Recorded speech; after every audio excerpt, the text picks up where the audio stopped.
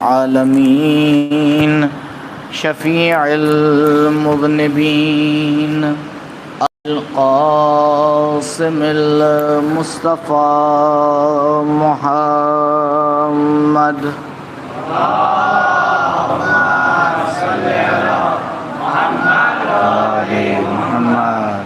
وعلى أهل بيته الأطيبين الأطهرين المعصومين المظلومين الذين أذهب الله عنهم الرجس وطهرهم تطهيرا.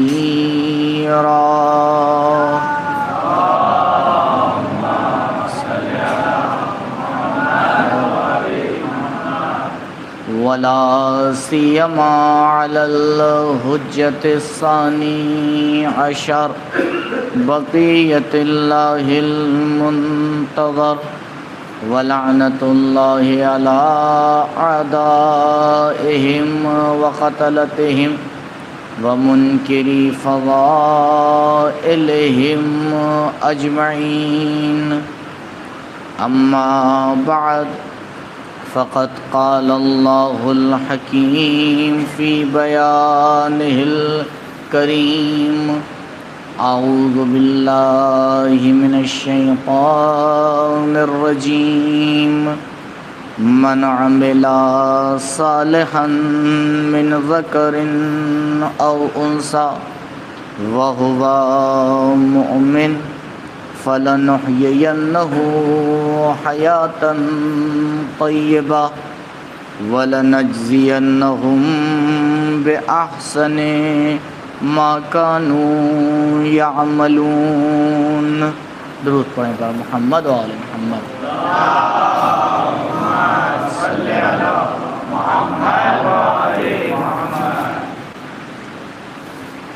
خلاق کائنات پروردگار متعال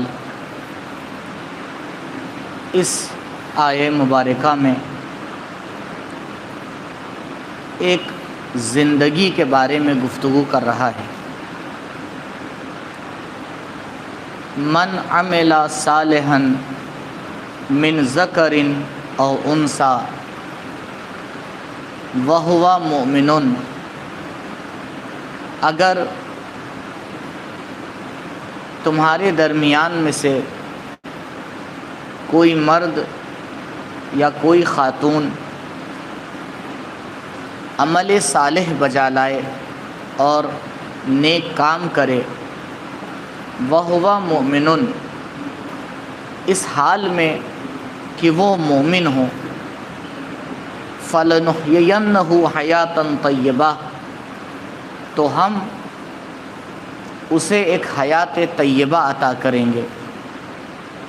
وَلَنَجْزِيَنَّهُمْ بِأَحْسَنِ مَا كَانُوا يَعْمَلُونَ، اور جو عمل اس نے انجام دیا ہے اور جو کام اس نے کیا ہے، ہم اس سے بہتر اسے جزا عطا کریں گے.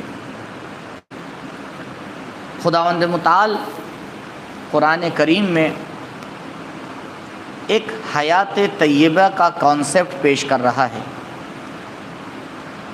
اور انسانوں کو اس کی طرف دعوت دے رہا ہے کہ اے انسان، ہم نے تجھے اس دنیا میں عام زندگی بسر کرنے کے لیے نہیں بھیجا ہے. مولائے کائنات علی ابن ابی طالب علیہ السلام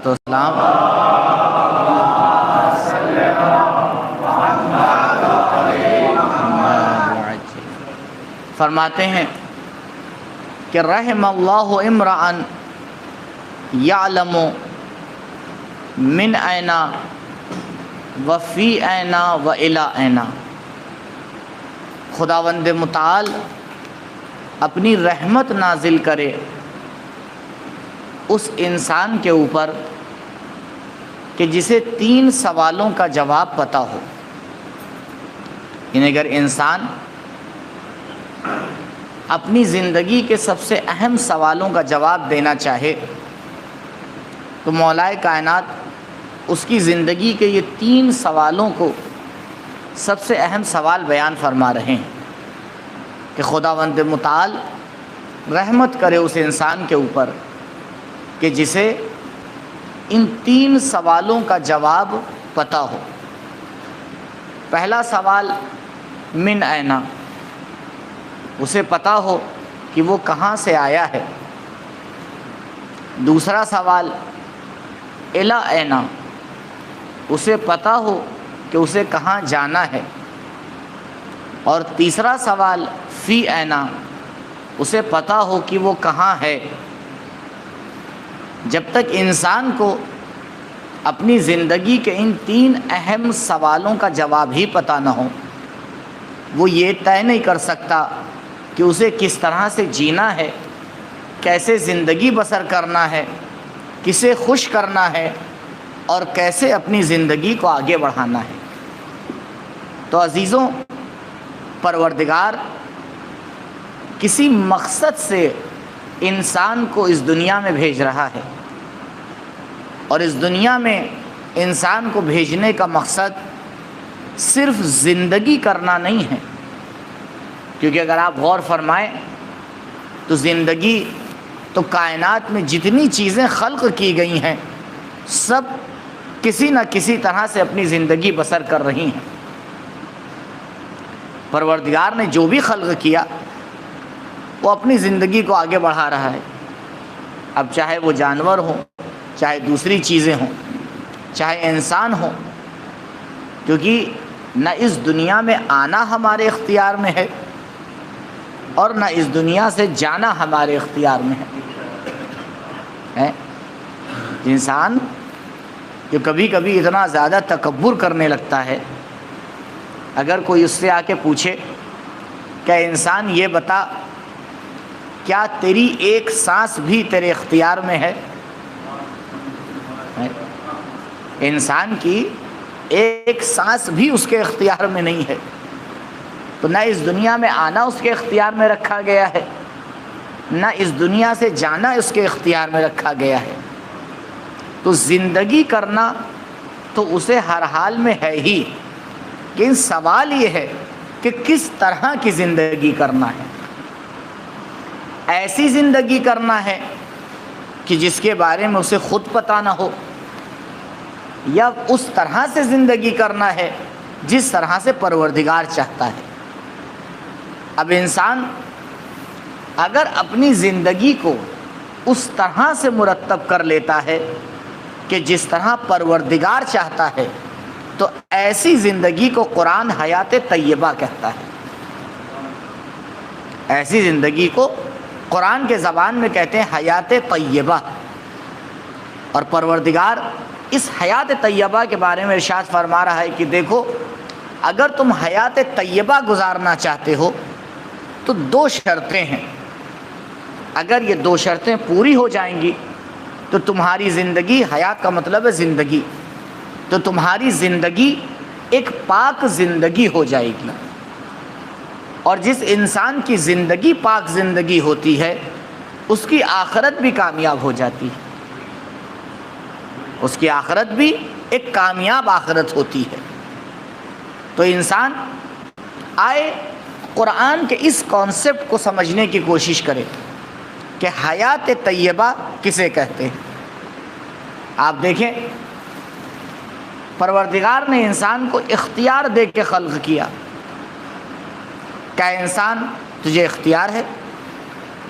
اور ہم اپنے اختیار سے اپنی زندگی بسر کرتے ہیں، جہاں دل چاہتا ہے چلے جاتے ہیں، جہاں دل نہیں چاہتا ہے نہیں جاتے ہیں، جب چاہتے ہیں اٹھتے ہیں، جب چاہتے ہیں سو جاتے ہیں۔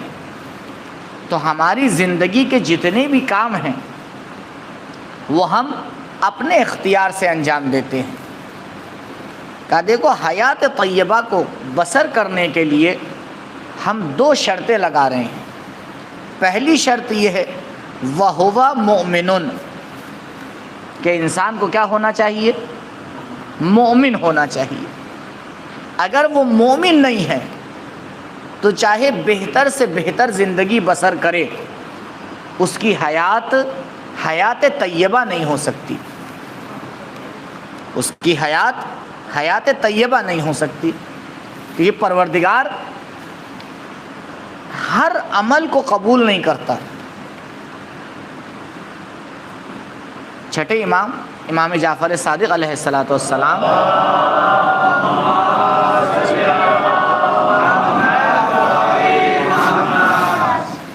آپ کے زمانے کا ایک واقعہ ہے اور بڑا دلچسپ واقعہ ہے۔ امام کو آ کے بتایا جاتا ہے کہ مولا، ایک شخص ہے جو بہت لوگوں کی مدد کرتا ہے اور بہت ہی نیک شخص ہے، بہت ہی اچھا شخص ہے، اور بڑی اس کی مولا کے سامنے تعریف کی جاتی ہے۔ تو امام ارادہ کرتے ہیں کہ اس سے ملاقات کریں اور دیکھیں کہ بھائی جو اس شخص کے بارے میں کہا جا رہا ہے وہ ایسا ہے بھی یا نہیں۔ تو یہیں سے ہمیں ایک درس ملتا ہے کہ صرف سنی سنائی باتوں پہ عمل نہیں کرنا چاہیے، بلکہ خود بھی آگے جا کے دیکھنا چاہیے کہ جو کہا جا رہا ہے ویسا ہی ہے یا نہیں۔ کیونکہ آپ دیکھیں کتنا ایسا ہوتا ہے، کہا کچھ جاتا ہے اور بعد میں پتہ چلتا ہے کہ قبلہ ایسا کچھ ہوا نہیں تھا۔ تو اب امام خود ارادہ کرتے ہیں کہ جائیں اس شخص سے ملیں اور دیکھیں۔ تو امام نکلتے ہیں عام لباس میں اور اس شخص کو تلاش کرتے ہیں۔ تو وہ شخص کی دکان پر روٹی خرید رہا تھا، تو امام بھی وہاں جا کے جاتے ہیں۔ لیکن ایک عجیب واقعہ پیش آتا ہے کہ وہ شخص روٹی کی دکان پہ سے 2 روٹیاں اٹھاتا ہے اور اپنے لباس میں، اپنے کپڑوں میں اس کو چھپا لیتا ہے اور روٹی کی دکان سے باہر آ جاتا ہے۔ اور جو روٹی بیچ رہا ہوتا ہے وہ نہیں دیکھ پاتا، نہیں سمجھ پاتا۔ اب آپ یہیں پہ غور کریں، اگر عام انسان ہوتے تو کیا کرتے؟ اسے دکان سے باہر بھی نہ جانے دیتے کہ بھائی روٹی چرا رہے ہو، کیا کر رہے ہو؟ لیکن امام نے ایسا کچھ نہیں کیا، کیونکہ شاید ہمیں یہ بتانا چاہ رہے ہوں، دیکھو کبھی بھی جلد بازی میں فیصلہ نہ لیا کرو۔ خیر وہ شخص نکلا دکان سے، امام بھی اس کے پیچھے پیچھے باہر نکلے۔ کچھ دور جانے کے بعد وہ ایک پھل کی دکان پہ پہنچا، وہاں کھڑا رہا، اور جیسے ہی جو پھل بیچ رہا تھا اس سے آنکھ بچی، اس نے 2 سیب اٹھائے اور اپنے کپڑوں میں رکھ لیے اور وہاں سے آگے بڑھ گیا۔ پھر بھی امام نے اسے کچھ نہیں کہا، کیونکہ جو پھل بیچ رہا تھا اس سے پتہ ہی نہیں چلا کہ اس نے پھل چرائے ہیں۔ خیر پھر وہ آگے گیا، ایک کھنڈر تھا، ایک ٹوٹا ہوا مکان تھا، وہاں 2 نابینا لوگ موجود تھے۔ وہ وہاں پہنچا، اس نے روٹی نکالی، پھل نکالے، اور نکالنے کے بعد پھلوں کو کاٹا اور نوالا بنا کے ان لوگوں کو کھلایا۔ اور کھلانے کے بعد جب یہ پورا ماجرا ہو چکا، اب وہ وہاں سے باہر نکلا۔ اب جب وہ باہر نکلا تو امام اس کے سامنے آئے، کہا اے شخص، میں کافی دیر سے تجھے دیکھ رہا ہوں، تو نے پہلے روٹی کی دکان پر یہ کام کیا، پھل کی دکان کے اوپر یہ کام کیا، اور جو تو نے چرایا تھا اسے خود بھی استعمال نہیں کیا، اور لے جا کے تو نے ایک ضرورت مند کی مدد کر دی۔ جیسے ہی امام نے اس سے یہ سوال کیا، اس نے پلٹ کے پوچھا کہ آپ کہیں جعفر صادق تو نہیں ہیں؟ یعنی سوال کے انداز سے اس کو سمجھ میں آ گیا کہ یہ عام انسان نہیں ہو سکتا، کیونکہ اگر عام انسان ہوتا تو پھر روٹی چرانے کے بعد پھل چرانے کی باری نہ آنے دیتا۔ امام نے پورے صبر کے ساتھ اس کی پوری زندگی کو دیکھا اور اس کے بعد پہلے اس سے سوال کیا کہ یہ بتاؤ یہ ماجرا ہے کیا۔ اب اس نے آ کے اپنی بات کی وضاحت کی، کہنے لگا میں تو آپ کو کافی عالم سمجھتا تھا، لیکن آپ کا سوال بتا رہا ہے کہ شاید آپ نے قرآن کی آیات کو صحیح سے نہیں پڑھا ہے۔ کس سے کہہ رہا ہے؟ جو خود قرآن ناطق ہے۔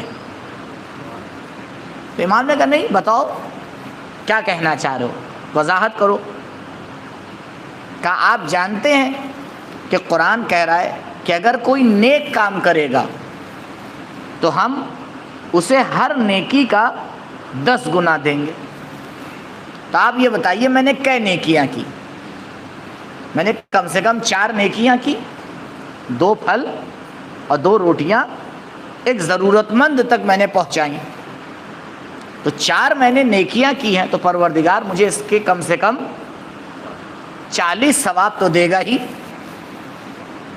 اور یہ بتائیے قرآن کیا کہہ رہا ہے کہ اگر کوئی غلطی کرتا ہے تو ہم اس کے بدلے میں کیا کرتے ہیں؟ اسے ایک ہی جزا دیتے ہیں۔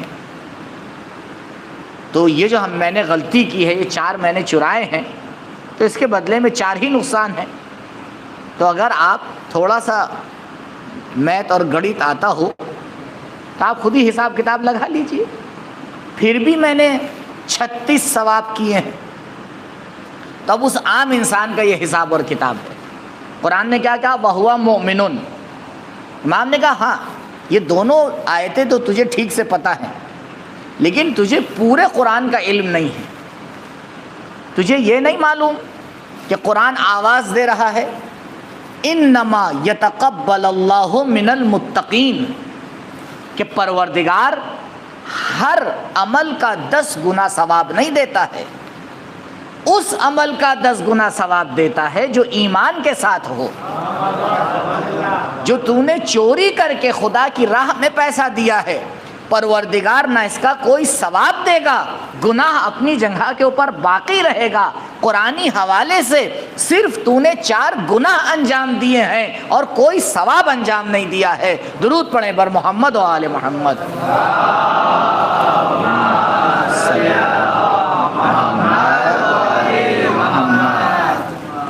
تو قرآن اسی کانسیپٹ کو پیش کر رہا ہے کہ وَهُوَ مُؤْمِنٌ، اس انسان کو پہلی شرط اس کے لیے یہ ہے کہ اس کو صاحب ایمان ہونا چاہیے۔ اگر انسان صاحب ایمان نہیں ہے تو پروردگار اس کے اعمال کو قبول نہیں کرتا ہے۔ اب چاہے کتنا کام کر لے، ہے مثال کے طور پر کوئی انسان آپ سے کہے کہ بھائی ہم اس شرط پہ آپ سے فلاں چیز خریدیں گے، اور آپ اس کی شرط کو پورا نہ کیجیے اور باقی سارا کام کر دیجیے، تو کہے گا باقی آپ کا سارا کام میرے لیے فائدہ مند نہیں ہے، میں نے جو شرط لگائی تھی پہلے اسے پورا کیجیے۔ تو عزیزوں، حیات طیبہ کے لیے پہلی شرط یہ ہے کہ انسان اپنے ایمان کے اوپر آ کے غور کرے اور ایمان کے سائے میں آ کے کام کو انجام دے۔ یعنی کام اپنی خوشنودی کے لیے نہیں ہونا چاہیے، بلکہ پروردگار اور اہل بیت کی خوشنودی کے لیے ہونا چاہیے۔ یہی وہ مقام ہے جہاں پر اچھے انسان بہت پیچھے نظر آتے ہیں، کیونکہ ہوائے نفس کے اعتبار سے کام کرنا اور ہے، اطاعت پروردگار میں کام کرنا اور ہے۔ درود پڑھیں پر محمد و آل محمد۔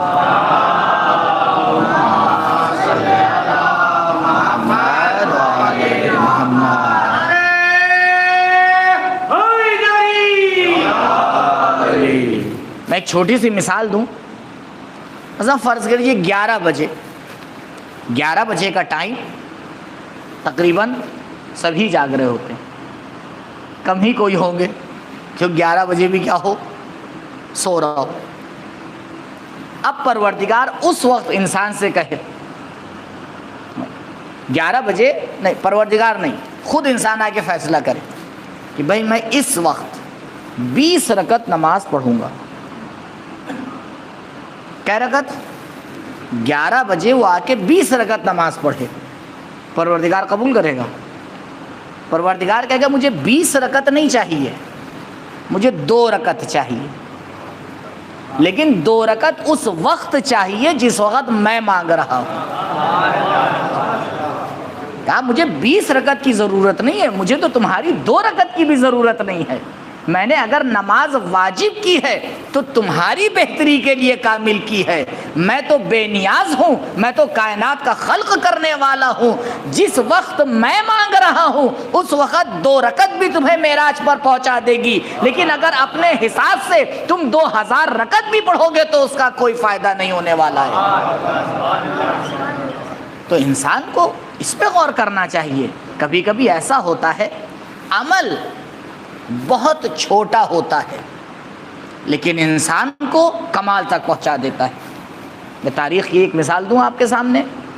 دیکھیے, ہماری زندگی میں ایک کام ہے جس کی کوئی اہمیت نہیں ہے جبکہ اس کی بہت اہمیت ہے, اور وہ ہے بستر پہ جا کے سو جانا. سونے کی کوئی اہمیت ہے؟ مثلا جب کوئی سو رہا ہوتا ہے کہ لگتا ہے کہ بہت بیکاری کا کام کر رہا ہے نا. انسان جب سو رہا ہوتا ہے تو لوگوں کی نظر میں ہوتا ہے کچھ کر ور نہیں رہا ہے, جبکہ اگر وہ سوئے گا نہیں تو کام کیسے کرے گا. یہ سونا بھی زندگی میں بہت اہم ہوتا ہے, لیکن اب اس کا مطلب یہ نہیں ہے کہ اتنا سوئے کہ تھک کے دوبارہ سو جائے. کیونکہ بعض لوگ جو ہوتے ہیں وہ ماشاءاللہ سے بہت ہی سکون سے سوتے ہیں. تو سونا جو ہے وہ ہماری زندگی میں بہت زیادہ اہمیت نہیں رکھتا. لیکن اگر اہل بیت کی آپ زندگی دیکھیں تو اہل بیت اسی عمل کو جو انسانوں کی زندگی میں کوئی اہمیت نہیں رکھتا ہے اتنا با اہمیت بنا دیتے ہیں کہ مرضی پروردگار کو خرید لیتے ہیں. کہ آؤ شب ہجرت علی کے عمل کو دیکھو, علی نے سو کر سونے کو بھی سونا بنا دیا ہے, مرضی پروردگار کو خرید کے بتا دیا ہے کہ جو سو کے مرضی پروردگار کو خرید سکتا ہے وہ جا کے پوری کائنات کا سودا کر سکتا ہے. درود پڑھیں بر محمد و آل محمد.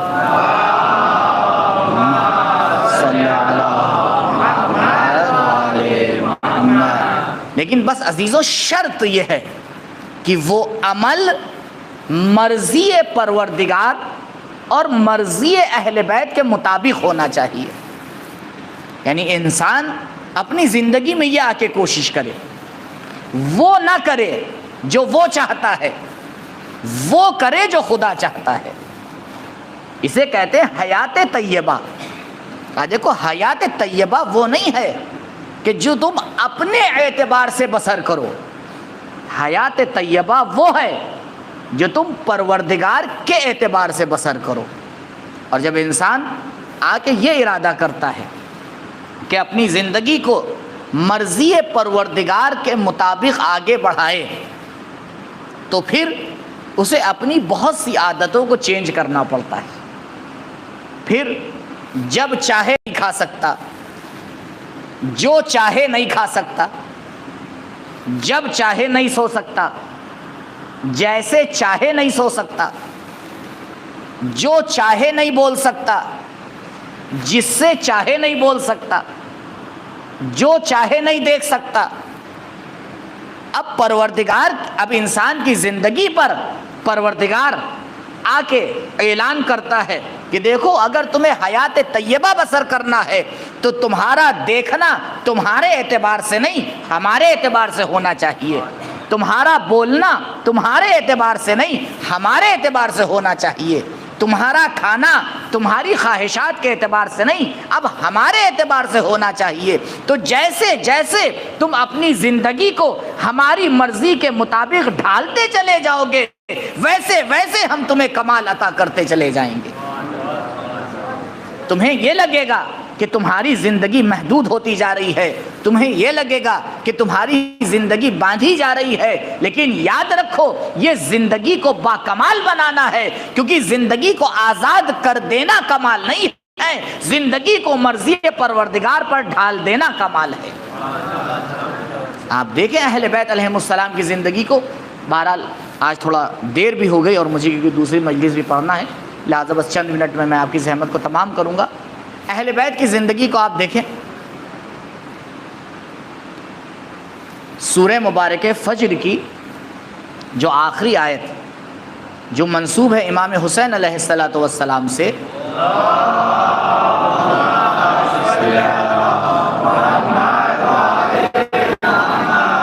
آپ اس میں غور فرمائیں. خدا کیا کہہ رہا ہے؟ یا ایتھا النفس المطمئنہ ارجعی الی ربک، اے نفس مطمئنہ اپنے پروردگار کی طرف پلٹ آ، راضیۃً مرضیہ، اس حال میں کہ تو اپنے پروردگار سے راضی ہے، اور کمال کی بات یہ ہے کہ تیرا پروردگار بھی تجھ سے راضی ہے۔ تو پروردگار راضی ہے، اس کا مطلب کیا ہے؟ یعنی جو بھی کیا ہے وہ مرضی پروردگار کے مطابق کیا ہے۔ امام حسین علیہ السلام نے اور آپ کے ساتھیوں نے اور آپ کے خاندان نے اپنی زندگی کا ہر عمل مرضی پروردگار کے مطابق کر دیا۔ پروردگار نے اس کا نتیجہ کیا دیا؟ کہا انسانوں، حسین نے اپنی زندگی میری مرضی کے مطابق گزاری ہے، اب یہ تمہاری ذمہ داری ہے کہ تم اپنی زندگی حسین کی مرضی کے مطابق گزارنا۔ اب حسین کی خوشنودی میری خوشنودگی ہوگی، اب حسین کا غضب میرا غضب ہوگا۔ انسان اتنے کمال کے اوپر پہنچ جاتا ہے کہ ما تشاءون الا ان یشاء اللہ، اس کا ارادہ پروردگار کا ارادہ ہو جاتا ہے، اس کی خوشی پروردگار کی خوشی ہو جاتی ہے۔ کہا اگر تم نے اپنی زندگی میں حسین کو راضی کر لیا تو سمجھ جانا کہ تمہارا پروردگار بھی تم سے راضی ہے۔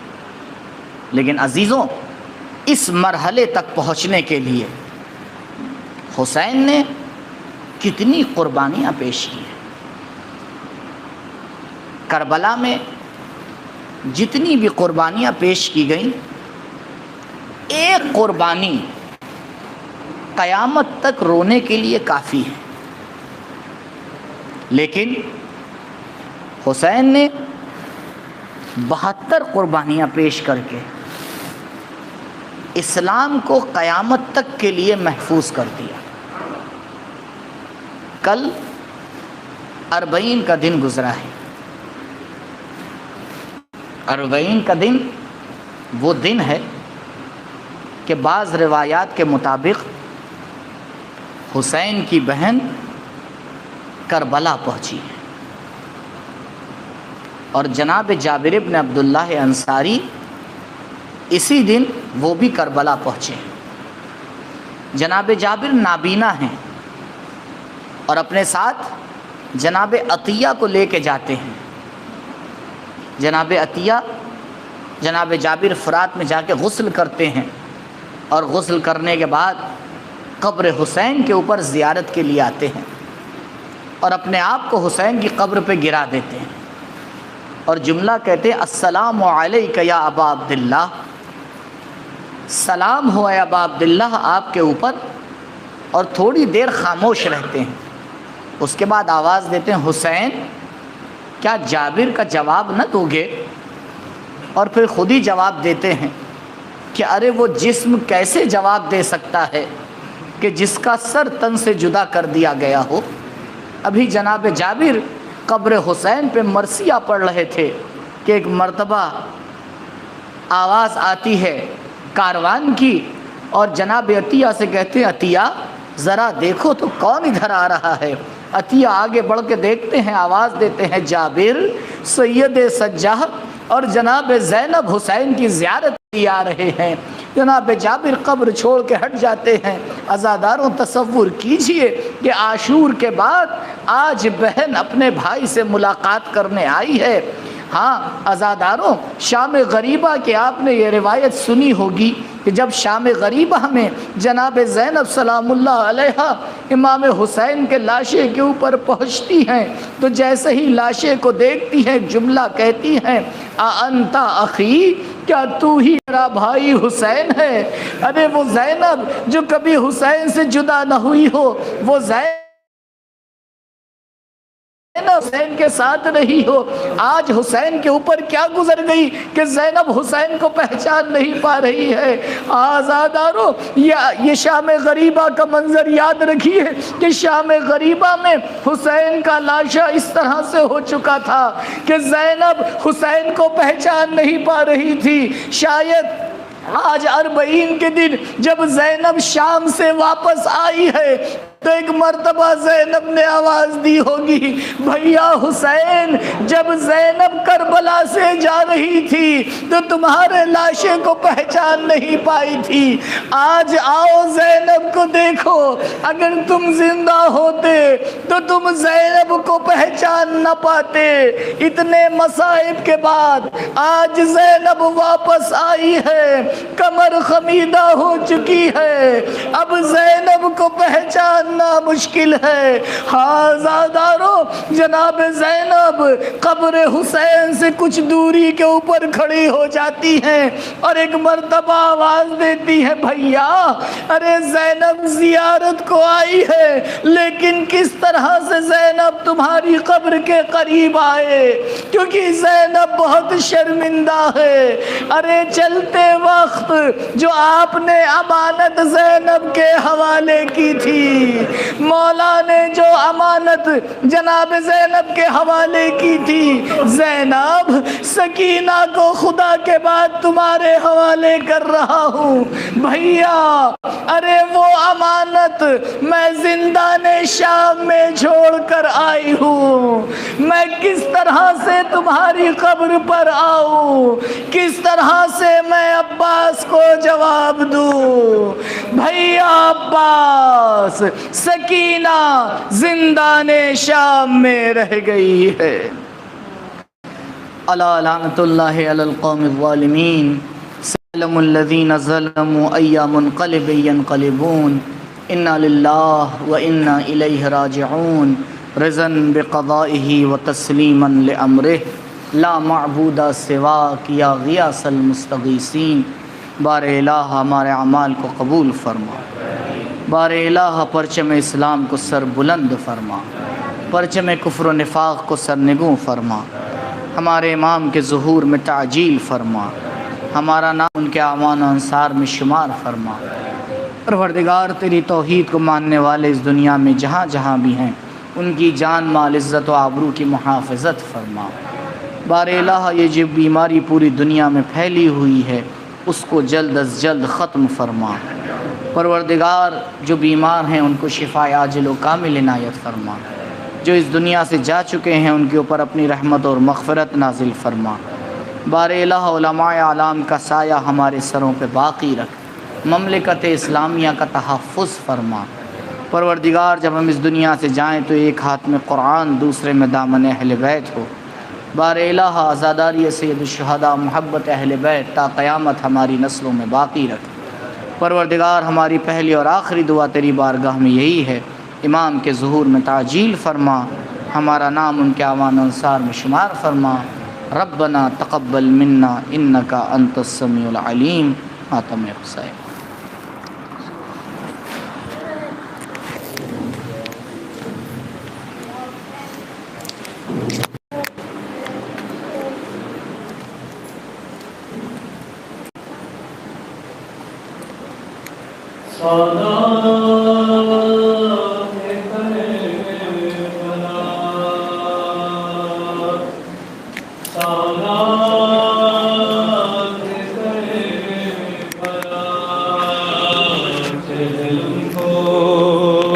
کربلا میں جب آئی وہ بیویاں، سادات کربلا، سادات کربلا، ہر بیوی کر رہی تھی کچھ اس طرح سے گریا، سادات کربلا، سادات کربلا، چہل کو کربلا میں جب آئی وہ بیویاں، سادات کربلا، سادات کربلا، زینب نے اس زمین کو سونگھا تو یہ کہا،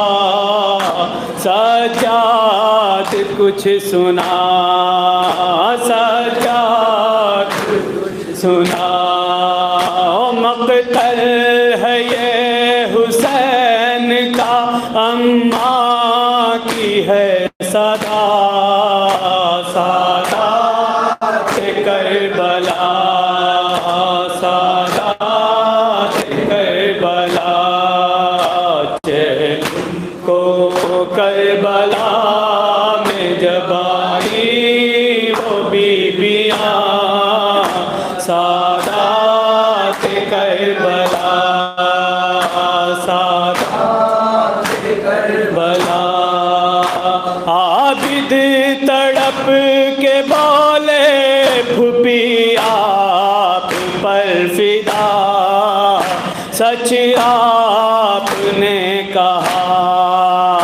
سچ آپ نے کہا بابا شہید ہوں گے یہی ہے وہی جگہ سادات کربلا سادات کربلا چہل کو کربلا میں جب آئی بیبیاں سادات کربلا سادات کربلا کچھ بیبیاں یہاں ہیں کچھ بیبیاں وہاں کرتی ہوئی فغاں کرتی ہوئی فغاں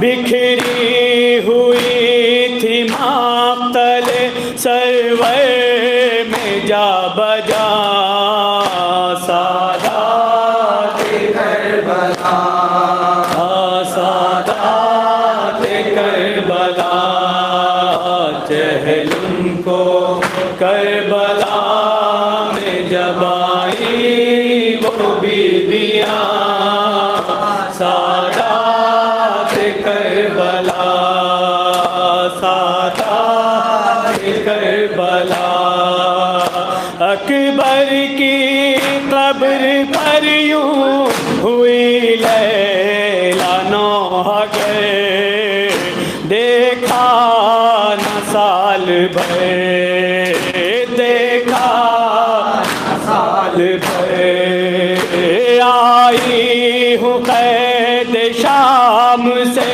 اب ہو کہ میری سادات کربلا سادات کربلا چہل کو کربلا میں جب آئی وہ بیبیاں سادات کربلا سادات کربلا قربان تجھ پہ میرے ماں جائے بے وطن مجبور تھی بہن مجبور تھی بہن اور زندہ میں مجھے سے تیری امانت ہوئی جدا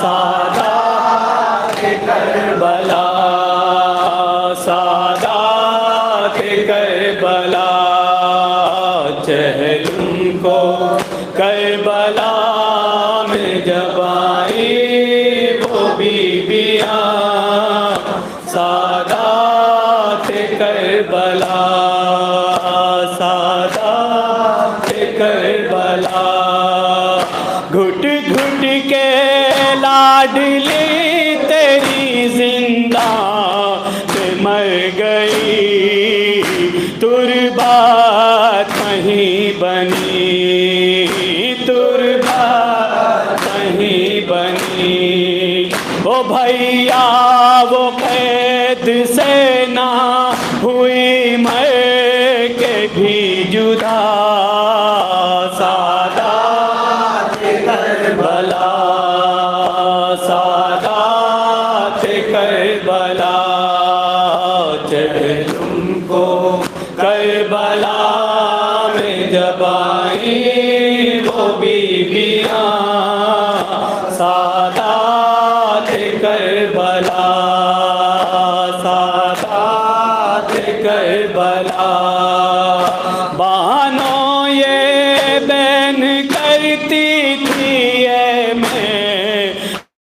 بے زبان ماں ڈھونڈے اب کہاں، ماں ڈھونڈے اب کہاں، بتلا دے ہے کہاں میرا اصغر کربلا، سادات کربلا، سادات کربلا، چہرے تم کو کربلا میں جب آئی وہ بیویاں، سادات کربلا، سادات کربلا، ایک بی بی دشت خونی میں جاتی تھی نہر پر، کہتی چشم تر، کہتی چشم تر، عباس دینے آئی ہوں پرسا سکینہ کا، سادات کربلا، سادات کربلا، چہرے تم کو کربلا میں جب آئی وہ بیویاں، سادات کربلا، سادات کربلا، روتے ہیں خاص و عام تیرا سن کہ یہ کلام، اے شاہ کے غلام، اے شاہ کے غلام، نوحہ تیرا انیس ہے مقبول بارگاہ، سادات کربلا، سادات کربلا، جب مجھے آپ کے قاتل نے ہے مارا بابا، جب مجھے آپ کے قاتل نے ہے مارا بابا، جب مجھے آپ کے قاتل نے ہے مارا بابا، ہر تماچے پہ سکینہ نے، ہر تماچے پہ سکینہ نے پکارا بابا، جب مجھے آپ کے قاتل نے ہے مارا بابا، جب مجھے آپ کے قاتل نے ہے مارا بابا، مجھ کو بالوں سے پکڑ کر ہے تماچے مارے، مجھ کو بالوں سے پکڑ کر تماچے مارے، میرے سر سے مانگا جو ہمارا بابا، جب مجھے آپ کے قاتل نے ہے مارا بابا، جب مجھے آپ کے قاتل نے ہے مارا بابا، وہ جو در آپ نے تحفے میں مجھے بخشے تھے، وہ جو در آپ نے تحفے میں مجھے بخشے تھے، ان کو بے درد سے ظالم نے، ان کو بے درد سے ظالم نے اتارا بابا، جب مجھے آپ کے قاتل نے ہے مارا بابا، جب مجھے آپ کے قاتل نے ہے مارا بابا، آپ کے سینے پہ آرام سے سونے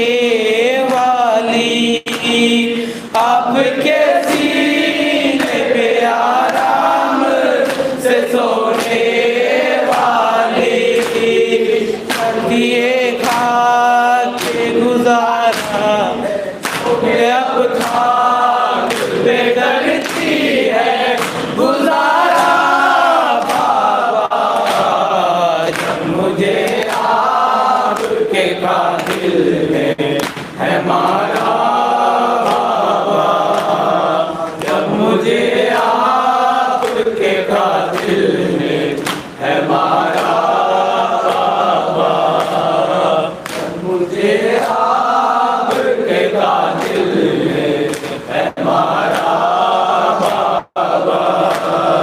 नोके नेज़ा पे उसे देखूं तो देखूं कैसे, नोके नेज़ा पे उसे देखूं तो देखूं कैसे, मेरा असगर तो मुझे जासे, मेरा असगर तो मुझे जासे भी प्यारा बाबा, जब मुझे आपके कातिल में है मारा बाबा, जब मुझे आपके कातिल में है मारा बाबा।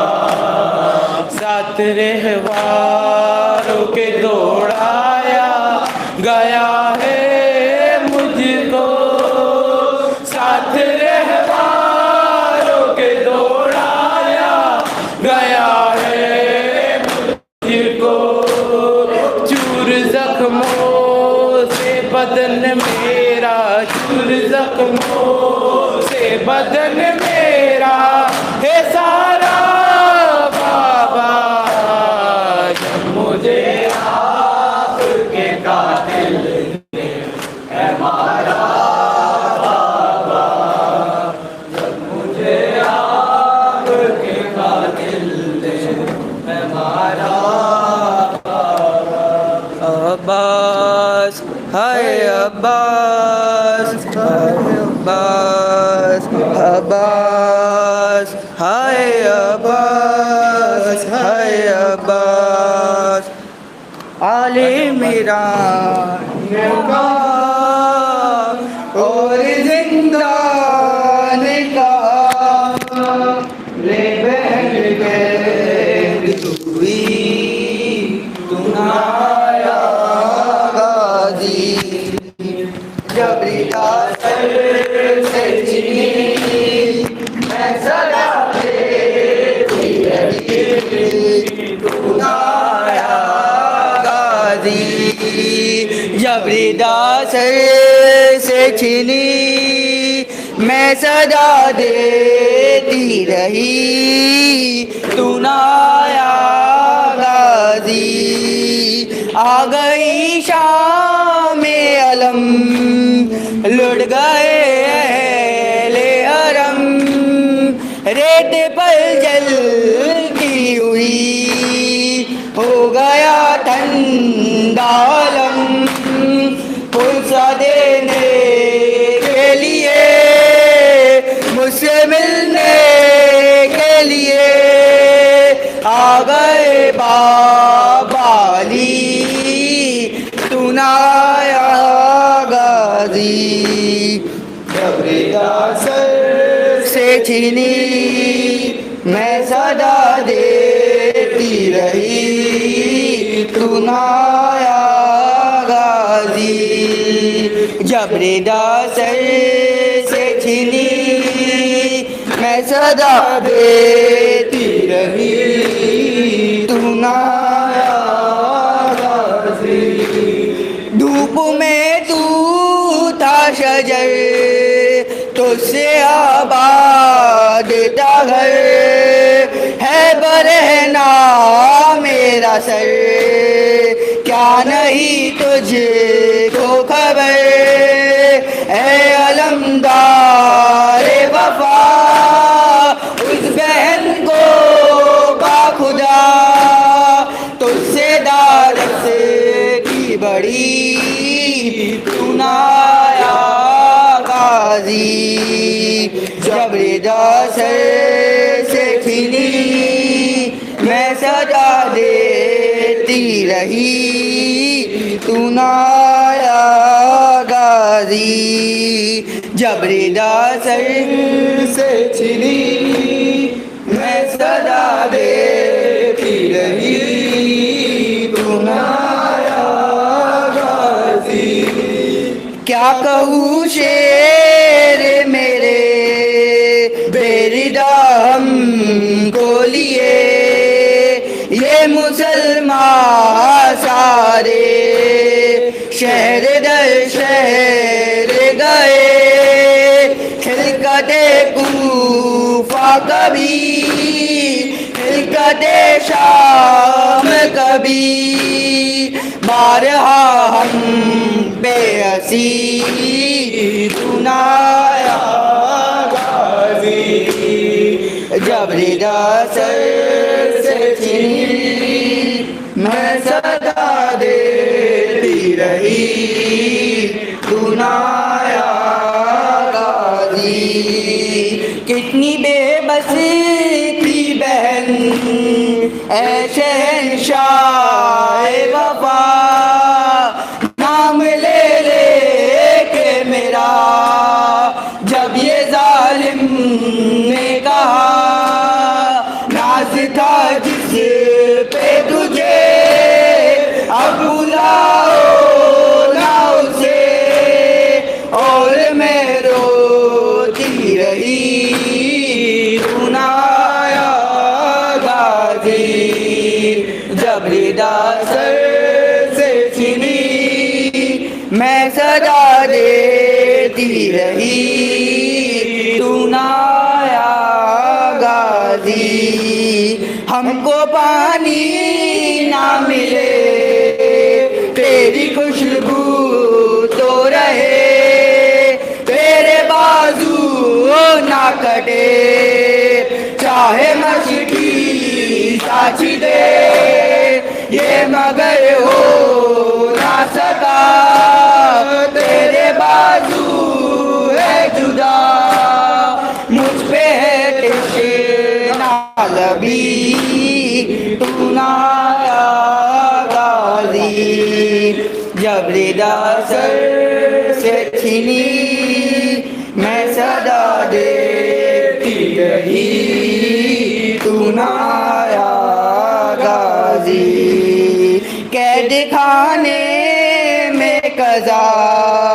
جب سکینہ کو ملی دیکھے کرتے کا کفن بچی دفنائی گئی اس گھڑی نام تیرا صورت ناد علی بس میں دہراتی رہی تو نہ آیا غازی جب ردا سر سے چھنی میں صدا دیتی رہی تو نہ آیا غازی رویا ریحان قلم کر کے یہ بات رقم خون میں ڈوب گیا میرے غازی کا علم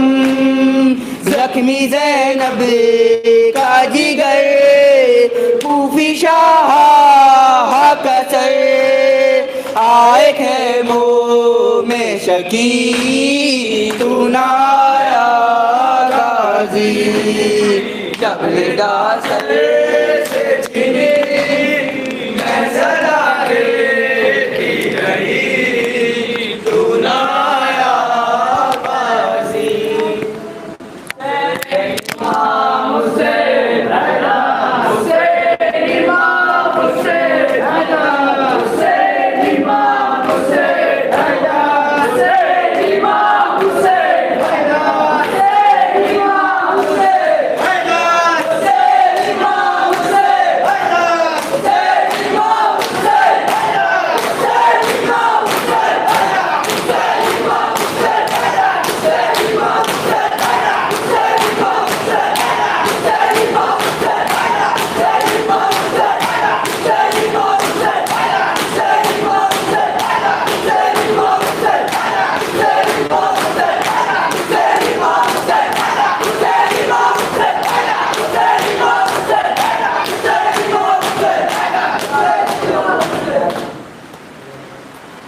السلام علیکم ابا عبداللہ، السلام علیکم ابن رسول اللہ، السلام علیکم وعلی جدک و ابیک، السلام علیکم وعلی امک و اخیک، السلام علیکم سائر شہداء کربلا، اسیران کربلا و یتیمان کربلا، السلام علیکم ورحمۃ اللہ وبرکاتہ، السلام علیکم مولا غریب الغرباء، السلام علیکم یا معین الضعفاء والفقراء، السلام علیکم شمس الشموس، السلام علیکم یا انیس النفوس، السلام علیکم یا سلطان عرب والعجم، السلام علیکم یا ابو الحسن علی ابن موسیٰ الرضا روحی و جسمی لک الفدا ورحمۃ اللہ وبرکاتہ، السلام علیکم مولا صاحب العصر والزمان، الامان الامان الامان من فتنة الزمان، السلام علیکم شریک القرآن، السلام علیکم خلیفۃ الرحمن، السلام علیکم امام انس والجان، اجل اللہ تعالی فرجک وسہل اللہ تعالی مخرجک، السلام علیکم ورحمۃ اللہ وبرکاتہ۔ اللهم صل على محمد